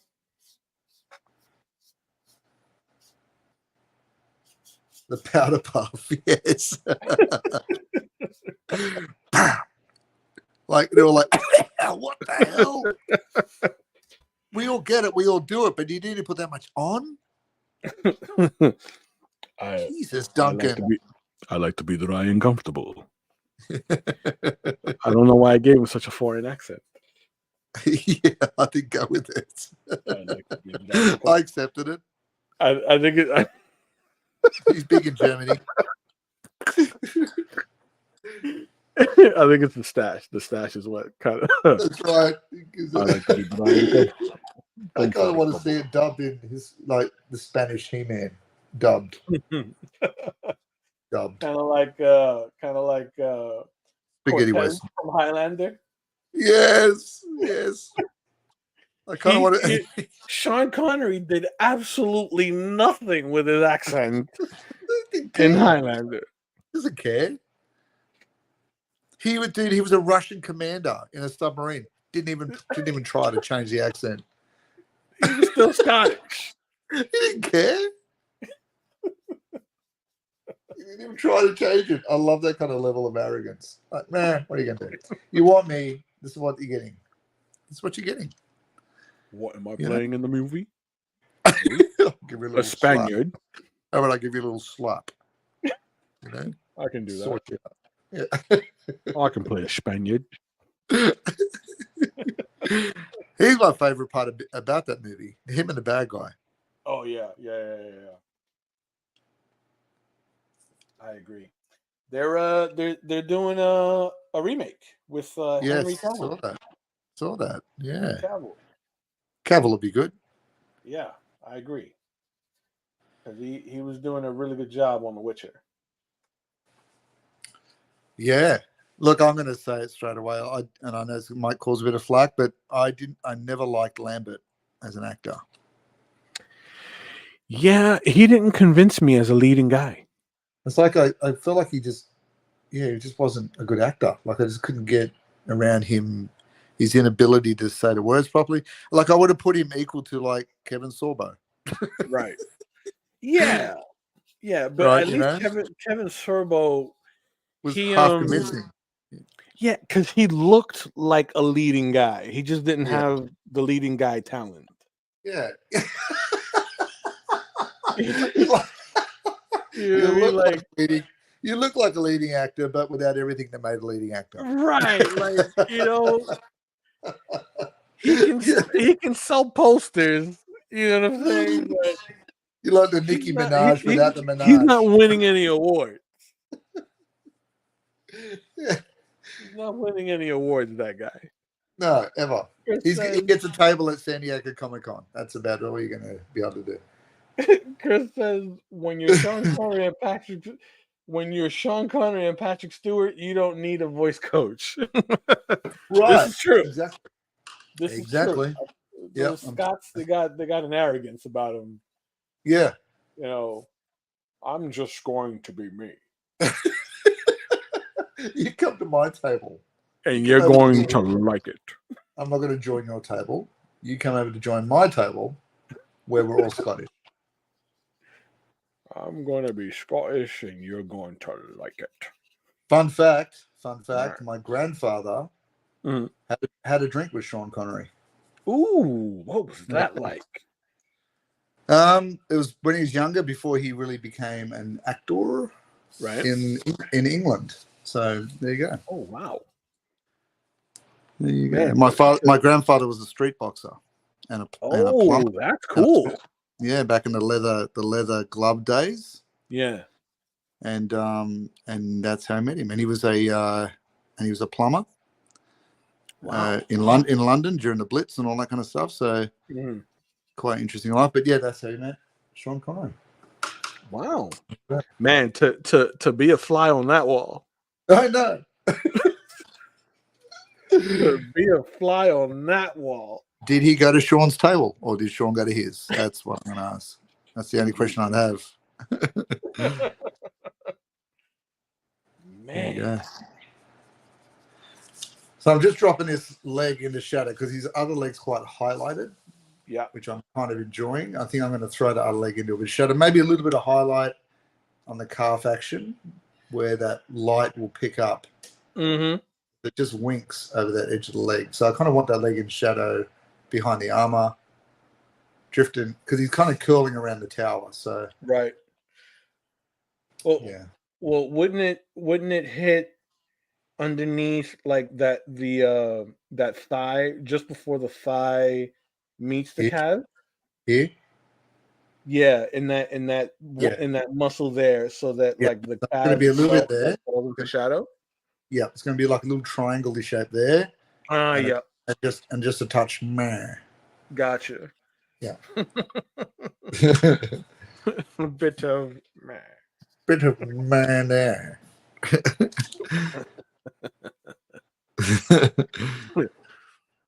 So I Oh, do man. like the addition of the black. Yes. Looks great. So what I do believe I will do is darken the edges a bit. Just move that. Darken the edges a bit more, right? So that I get the nice kick up of dust down here at the base. Yes. And but I will need to like let this sit for a bit so that I don't get too much warping.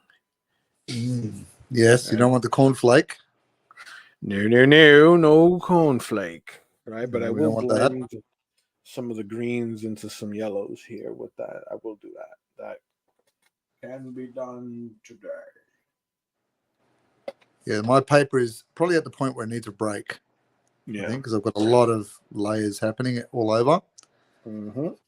Probably at the point where it needs a rest before I start going for my final pass over a lot of those areas. But a little bit of progress today. We've got most of the body done today, which is good.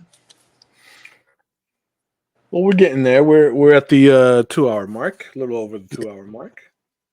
And I did say at the beginning it would be a reasonably shorter stream today because we've both got jobs on.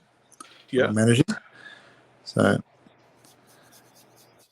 it'll be just a case of jumping in, doing a bit, having a good laugh with the friends, and then jumping out again. Absolutely. That's starting to feel good. That was a good call on that. The black. Yeah.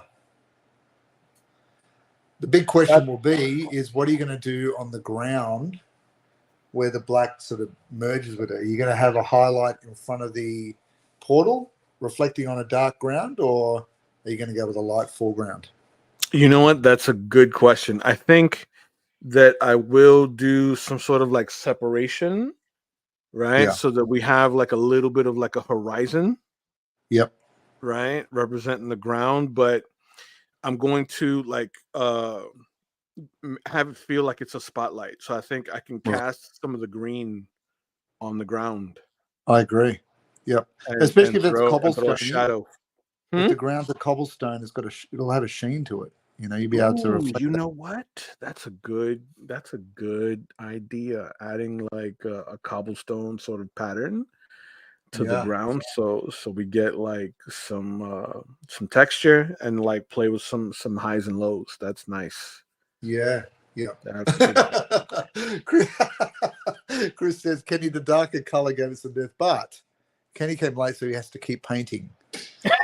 So Shame on me. The student became a master. Love that. Love that. Maybe a stone walkway. The student becomes the principal. Chris, you're supposed to be on my side, dude. You're supposed to be on my side. You've been given the detention. I love that. No, I do like the idea of the stone. Because we could use a little bit of texture. Yeah, that'll be good. That is a great idea, as a matter of fact. So maybe next chapter, both of us are working on the stone, because I've got to do the grayscale background as well. The stonework from the tower. Yeah. So I was going to get in there with a bit of dry brush and fleckles and get some sort of stone gravelly techniques and layer that. Maybe the cobblestones will be happening at the same time. If you manage to get out of detention any time between now and then. I know. And I'm like that friend you met in detention. I'm like, oh, my time's up. See ya. I'm out.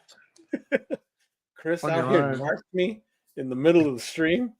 Jeez. It's supposed to be on my side, Chris. But yeah, this is gonna need time to like set for a little bit. So like once we sign out, I'm gonna strap this down so that it still maintains a little bit of its integrity. And I'll off stream, I'll very loosely sort of like lay in my pattern for the cobblestones down here. Nice job. Right, so that on our next stream, I can just kind of drop in my flats. Yep. And that should really be it, because really a lot of the really dark, deep shadow is going to be done with very little water and more paint. Yeah. Yeah, because I want Skeletor to be like the high definition black line. Right. Yes. Yeah. Perfect. All right. So do you want to call it for today? And, we got a bit more to go. Yeah, I think we can call it for today, because really, all right, I'm just gonna drop some of this forest green in the foreground. Yeah. Right. So I have a little bit of a separation between like what's the floor, right, and what's going to be in the back. Yeah. So it almost feels like that portal is lighting up the whole room. Nice. Yep. So are you going to go through and do a final pass over his feet and fingernails and stuff like that, and like, is that going to be part of your ink work? The what part now? Like his toenails, his feet. Oh yeah, that's going to be part of the ink work. Right. Okay. That's all going to be ink, because that's going to be part of like the sharper details, right? Like the fingernails, right? The wear and tear in the armor bits. Yeah. Right, but I want to make sure that I get in all of these like softer values. Right. Yeah. Right, so that when we get to the character, I'll just need to like drop in like some of that white ink and use a paper towel with the white ink, just so I could make it nice and smoky. Yep. Very cool. And then soften the edges of his silhouette so that we get that nice push of light around his form. Nice. And then we'll drop in the ink. It's gonna look good, man. It's gonna be. This is a full page for you now. Yeah, this is the first one that's a full page. Yeah. So it's all about growth. All about the growth and the noodling. I got to admit, I'm a sucker for I love the noodling. Noodling is good. I've learned to appreciate the noodling. I got to admit, I've learned to appreciate the noodle. Got to admit. There you go. I bet Chris and Andrew have at it. There's an opening there for a joke. Get in there. I'm just like, unchain the tigers in Gladiator. Off you go. Go. There he is. Go get him. So I'm working through just a couple of touch-ups before I finish. Yeah. And uni poop corn. That's interesting. Uni poop corn. Welcome, uni poop corn. Hello. What's Chris saying? Pasta Friday. Pasta Friday. Is that an invite, Chris? Are you making pasta? That's the noodle comment, I guess. Ah, yes. Indeed. It is Pasta Friday. Pasta Friday. And the dad joke in me would say it's Saturday. It's already Pasta Friday. There you go.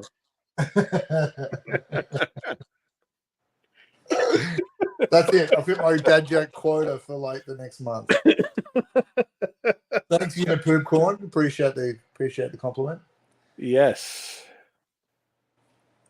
So I know I'm holding back my crazy noodling part, and that's going to be the chaos stuff. I know I'm going to spend 100 years doing all little ridges on the ram. Yeah. And trying to get that reflected light from the eyes, because I'm going to have that real yellowy lime color like you've used on your portal, that's coming out of the eyes of the ram, and flowing up around Skeletor. Indeed. All right. So, in saying that, Kenny, would you like to? Right, Chris. Every day for me is Pasta Friday. I am well. Uni poop corn. I thought it called Master Kenny for a second. Master Kenny. I love that. Yeah, well, a lot of my students call me Mr. Kenny, right? Yeah. There we go. It's a little weird, still, even after so many years. It's weirder for them because they can't bridge it. They can't bridge. They can't bridge to the first name. I know. I've had parents that have had kids at my school now that I taught. Yeah. And they sit in a parent interview and they can't say it. They can't say Will. So you can say Will because now your kid has to say Mr. Plato. Miss Kenny's great. She's actually in the kitchen right now having some pizza. There we go. Fantastic. Is that a photo included there? Yeah. Oh, okay. Nice. She doesn't look like that, but she's doing great. She's doing great.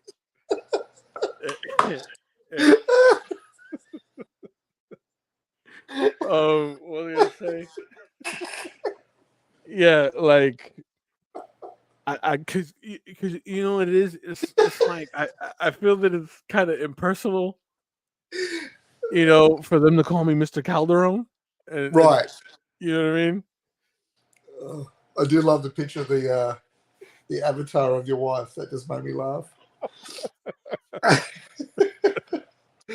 Yeah, what's crazy because Melly looks. That's the total opposite. Like she's the total opposite. It's online now.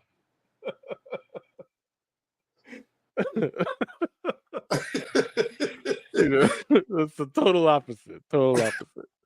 You need to show her later. This is how you appear online. So this is like half the truth. This is perception is reality, baby. Perception is reality. This is her online persona. You're now a Gilmore girl. That's the way.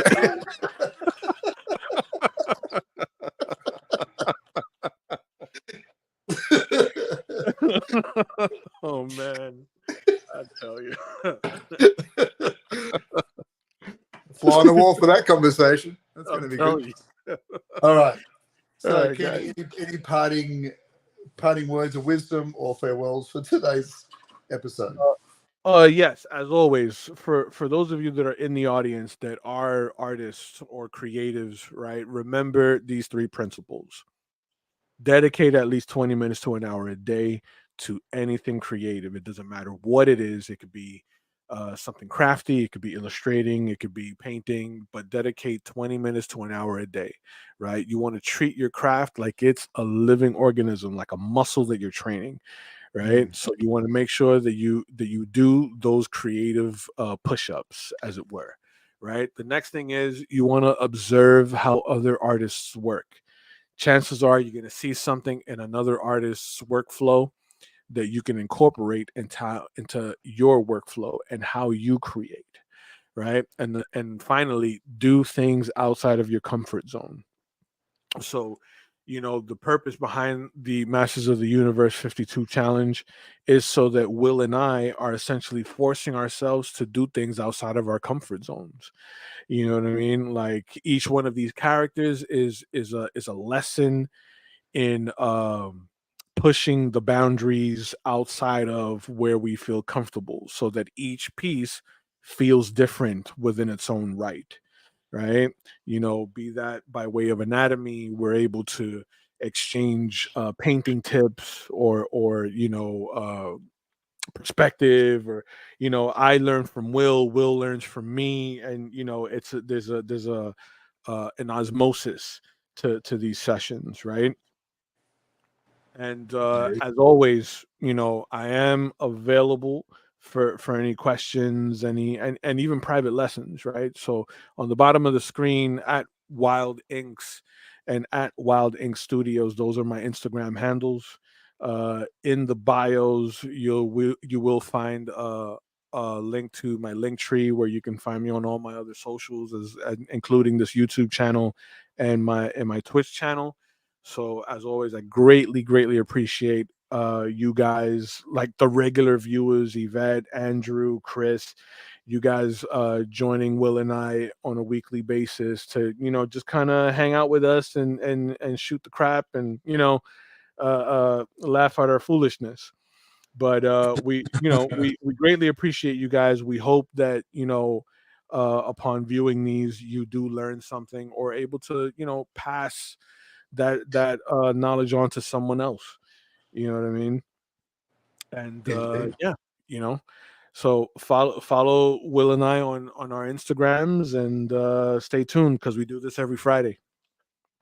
We do indeed. And again, I know I said it before. Please like and subscribe, comment, and click notify on the YouTube channels. That way, you know when we're jumping in live, and also it just helps us too. I mean, it helps us to spread that awareness about what we do as artists, and what we do with our channels. And it's always good to have those points of contact, constantly jumping in. And so, just as a complete reiteration of what Kenny just said, we thank you for everything that you do to help support what we do, and we are going to do some more giveaways coming down. I think Stratos, is just the next one. We're going to do another spinning of the wheel of death, and the wheel of fortune, and then we'll do another giveaway. So Mhm. I think all of those giveaways are in the post at the moment, Yep. and that's exciting. But yep, jump onto our Etsy's. All the work that we do here is for sale, and hopefully you enjoyed it. And we hope everyone has a great week for the week coming, heading into Easter. Indeed. Indeed. All right. Farewell, everyone. Have a good week. See you guys. Be good.